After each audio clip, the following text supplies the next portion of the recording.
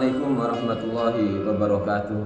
Sahabat Al-Quran yang dimuliakan Allah Subhanahu wa Ta'ala, untuk memberikan motivasi kepada kita agar semakin bersemangat mendekat kepada Al-Quran, pada sesi kali ini mari kita renungkan bersama-sama bagaimana semangatnya mancing mania dalam melaksanakan aktivitas hobinya.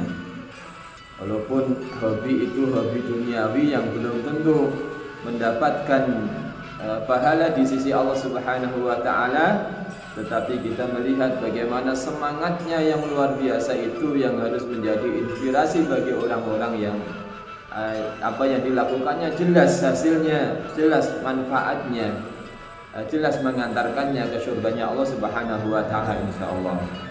Apa yang bisa kita ambil pelajaran, saudaraku sekalian? Mancing mania tentunya orang yang suka mancing, cari ikan, tentunya dia harus menyiapkan berbagai macam peralatan.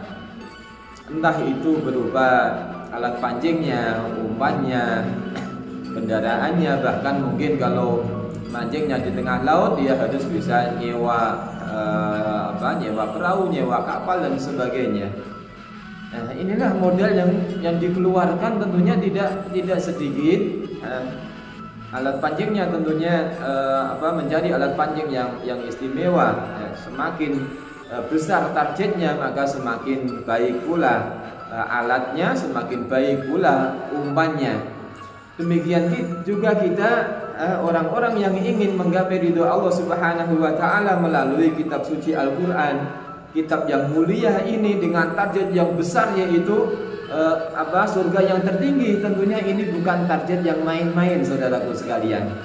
Maka sudah barang tentu kita harus menyiapkan perbekalan dan menyiapkan peralatan yang lebih lengkap dibandingkan sekedar peralatan untuk urusan hobi dunia. Dan peralatan itu yang pertama tentunya bekalnya adalah takwa, bekalnya iman kepada Allah Subhanahu wa Ta'ala, meyakini akan janji-janji Allah Subhanahu wa Ta'ala, meyakini pahala dari Allah, meyakini pahala membaca Al-Quran yang setiap satu huruf dilipat gandakan menjadi 10 kebaikan, meyakini akan adanya syafaat Al-Quran, meyakini akan adanya jaminan kebangkitan umat, jaminan kebahagiaan. Semua janji-janji Allah itu yang pasti, semua janji Rasulullah itu pasti, tidak mungkin tidak terlaksana. Semua janji-janji yang diturunkan oleh Allah Subhanahu wa Ta'ala dan Rasulnya pasti. Maka kalau dengan janji yang pasti yang dijamin ini kita yakini di dalam diri kita, maka insya Allah akan menjadi satu kekuatan yang besar bagi kita, satu modal kita untuk berinteraksi bersama dengan Al-Quran dengan sesungguh-sungguhnya. Kalau untuk meraih janji-janji kebahagiaan yang hakiki ini, tentunya sekedar menghadapi rasa malas, sekedar mengatasi rasa bosan, sekedar menghadapi ayat yang tidak nempel-nempel, tentunya ini bukan suatu masalah. Ini hanya kerikil kecil yang tentunya lebih cepat bisa kita atasi. Maka inilah saudaraku sekalian, dan janji Allah, wa may yattaqillaha yaj'al lahu makhraja.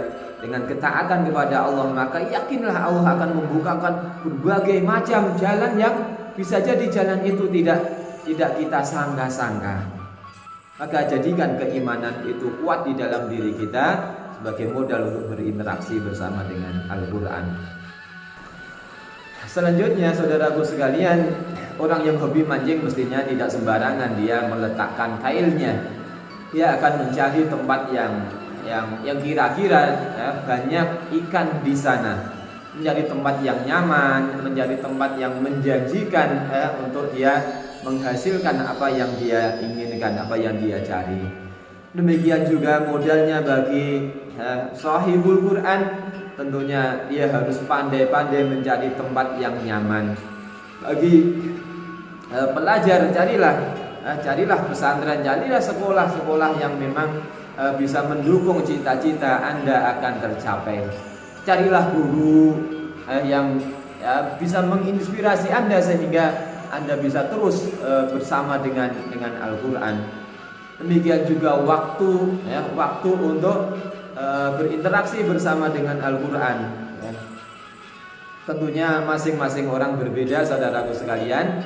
Ada orang yang nyaman di pagi hari, ada orang yang nyamannya di malam hari, ada orang yang di siang hari justru waktunya longgar.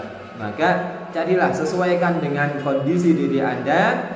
Intinya carilah waktu yang tepat untuk berduaan dengan Allah Subhanahu wa Ta'ala. Yang tentunya waktu yang paling istimewa, yang paling spesial tentunya adalah waktu di malam hari, di mana kebanyakan orang di malam hari itu sudah tidak lagi terikat dengan pekerjaannya, tidak terikat dengan keluarganya, tidak terikat dengan amanahnya. Ya, ditambah lagi pada waktu malam itu adalah malam yang suasananya sunyi. Inna nasyi'atal laili hiya asyaddu wat'a wa aqwamu qila.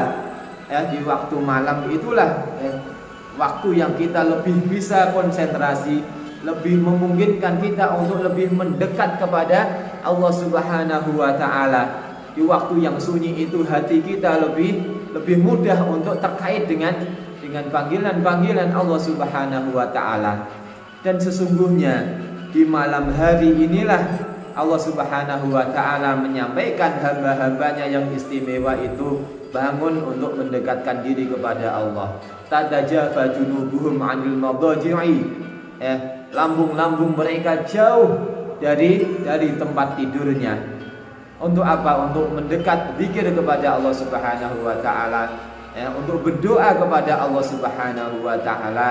Dan tentunya Al-Quran inilah sarana, wasilahnya, sarananya untuk kita mencapai kemuliaan itu. Demikian juga dalam hadis Rasulullah Sallallahu Alaihi Wasallam disampaikan bahwa Al-Quran itu memberi syafaat kepada manusia. Apa alasannya? Karena Al-Quran mencegah matanya dari terpejam ketika malam hari, mencegah tubuhnya terbaring ketika di malam hari, mengajak dia untuk terus berzikir, terus menyebut nama Allah Subhanahu wa Ta'ala. Maka saudaraku sekalian, yang dalam proses menghafalkan, carilah waktu yang istimewa di malam hari. Yang sudah hafal Al-Quran, mari kita manfaatkan Al-Quran itu untuk menyembah kepada Allah Subhanahu wa Ta'ala. Kita perpanjang sholat kita perpanjang zikir kita kepada Allah Subhanahu wa Ta'ala. Insyaallah itu sarana kita untuk menuju meraih kemuliaan di sisinya. Pelajaran yang ketiga yang bisa kita ambil dari orang yang suka mancing, saudaraku sekalian, biasanya mereka ini mempunyai satu tantangan. Jadi mereka suka menjadi orang-orang yang suka dengan tantangan. Para pemancing junior mungkin cukup dia di sungai, tetapi bagi para pemancing yang sudah profesional tentunya sungai itu bukan sesuatu. Maka dia mencari tempat yang lain, entah itu di pantai atau bahkan mungkin dia mencari tempat di tengah laut, sehingga dia bisa mendapatkan satu tantangan yang luar biasa. Bahkan dia bisa mendapatkan hasil buruan ikan yang besar, yang kalau kita melihat begitu senangnya dia ketika mendapatkan strike gitu. Mantap katanya. Nah, saudaraku sekalian, bagaimana dengan kita? Bagaimana dengan Ahlul Quran? Tentunya tantangan-tantangan ini harus kita cari dalam rangka untuk menguatkan diri kita. Dalam rangka beribadah, maka tentunya tengah malam, sepertiga malam yang terakhir itu yang tidak biasa bagi kebanyakan orang, maka bagi Ahlul Quran harus menjadi waktu yang istimewa. Tertantang untuk bisa istiqomah bangun di sepertiga malam yang terakhir, bercengkrama dengan Allah Subhanahu wa Ta'ala. Bagi yang sudah terbiasa di sepertiga malam yang terakhir, sekali-kali cobalah kita mengikuti pola para ulama. Ada sebagian ulama yang qiyamul lailnya mulai isya sampai subuh, membaca beberapa ayat. Bahkan ada ulama-ulama yang menghatamkan Al-Quran di qiyamul lailnya mulai habis isya sampai subuh. Bisa jadi kita satu saat, teman-teman sekalian, saudaraku sekalian, kita mencoba qiyamul lail dalam waktu yang lebih panjang, terutama di bulan Ramadan ini, di sepertiga malam yang terakhir ini. Mari kita mencoba sekali-kali kita khatam Quran dalam waktu 1 pekan. Sekali-kali dalam 1 malam itu kita bisa tilawah 5 juz, 10 juz. Ya, sekali waktu kita mencoba untuk qiyamul lail 2 jam misalkan. Sehingga tantangan-tantangan itu yang akan menjadikan kita merasa sesuatu banget gitu dengan Al-Qur'an. Nah, bisa jadi juga kemudian tantangan-tantangan yang lain bagi yang proses menghafalkan Al-Qur'an. Maka ketika disimak oleh ustadznya atau disimak oleh kiainya, hendaknya itu dianggap sebagai sebuah tantangan bagi dia untuk lebih mempersiapkan diri dengan sebaik-baiknya. Bahkan kalau perlu, biasanya kita di pesantren kita, anak-anak kita tugaskan untuk menjadi imam qiyamul lail. Ya, yang 1 rakaatnya kita tugaskan bisa seperempat juz. Yang tentunya ini satu tantangan yang luar biasa, saudaraku sekalian. Kalau dalam kondisi di luar sholat, kita bisa melihat mushaf gitu. Kondisi kita juga tenang-tenang saja karena bisa noleh-noleh ya. Kalau nggak lancar bisa membuka mushaf. Tapi dalam kondisi mengimami sholat ini tentunya menjadi sesuatu banget, tantangan yang luar biasa, di mana kita dalam kondisi dipercaya oleh makmum di belakang kita. Bacaan kita harus jelas karena dinikmati orang lain. Bacaan kita harus lancar ya, karena kalau sampai nggak lancar kemudian makmumnya susah, tidak bisa menikmati, adalah satu pantangan bagi imam. Maka ini bisa dijadikan trik untuk menjadikan diri kita tertantang, yang dengan itu kemudian kita bisa mempersiapkan dengan optimal, persiapan dengan sesungguh-sungguhnya, Pak, insya Allah kita akan mendapatkan hasil yang baik. Demikian juga ketika kita harus menyimakkan hafalan di depan ustadz kita, di depan kiai kita, semakin orang itu kita anggap seorang yang terpandang, orang yang kita segani, maka akan semakin sungguh-sungguh pula kita menyiapkan. Dan insya Allah juga asarnya, hasilnya juga akan semakin semakin terasa kelancarannya, semakin terasa bekas-bekasnya insya Allah.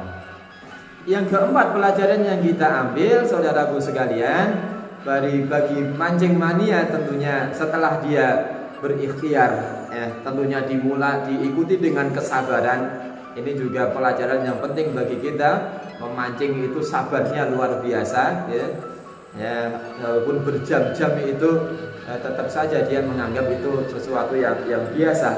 Maka bagi ahlul Quran, murojaah 1 jam, murojaah 2 jam, mengulang ayat sekali 2 kali tentunya itu belum ada apa-apanya.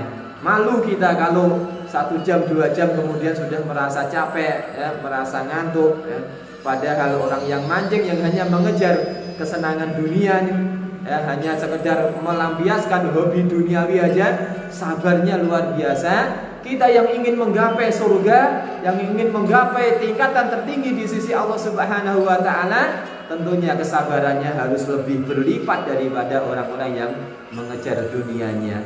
Demikian juga ketika sudah mendapatkan buruannya, ketika sudah strike, luar biasa senangnya.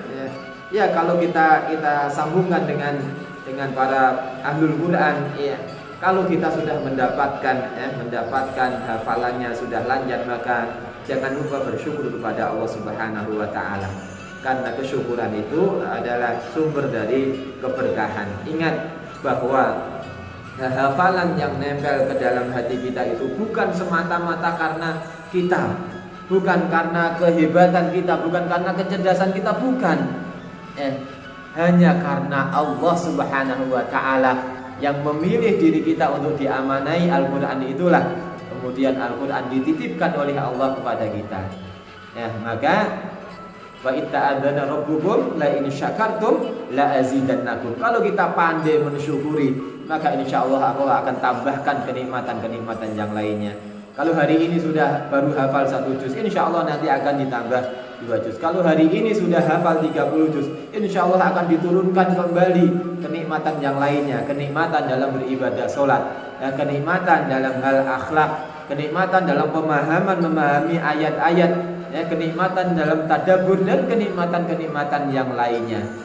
Atau kalau mungkin bagi saudaraku sekalian, anak-anakku yang sekolah tetapi belum mencapai target, tetap belajar, syukurilah. Itu bagian dari rizki Allah Subhanahu wa Ta'ala. Kalau mungkin ditarget orang tuanya, ditarget sekolahnya, misalkan 10 juz tetapi baru dapat 5 juz, syukurilah. Itu pemberian Allah Subhanahu wa Ta'ala. Ya, sembari kemudian mengevaluasi diri, karena sesungguhnya Allah memberikan rizki itu sesuai dengan jerih payah kita. Bisa jadi rizki yang sedikit itu karena disebabkan kita kurang sungguh-sungguh, karena kita kurang mau bersabar dalam berjibaku bersama dengan Al-Quran, untuk kemudian kita perbaiki, terus kita tingkatkan. Bagi saudaraku sekalian yang baru hafal, yang baru hafal 1 juz, 2 juz, syukurilah. Jadikan 1-2 juz itu menjadi sarana kita mendekatkan diri kepada Allah Subhanahu wa Ta'ala. Jadikan itu sarana zikir kepada Allah Subhanahu wa Ta'ala. Penuhilah waktu-waktu kita dengan ayat-ayat, dengan modal itu. Ya, hiasi perjalanan kita dengan murojaah Al-Quran. Hiasilah istirahat kita dengan zikir ayat-ayat Al-Quran. Hiasilah sholat kita yang lebih berkualitas dengan surat-surat yang panjang, sehingga dengan itu semuanya insyaallah kita akan menjadi ahlul Quran, kita akan menjadi sahibul Quran yang nanti akan dibela oleh Al-Quran, disyafaati oleh Al-Quran insyaallah. Wallahu a'lam bishawab, dan wa iyyakum ajma'in. Assalamualaikum warahmatullahi wabarakatuh.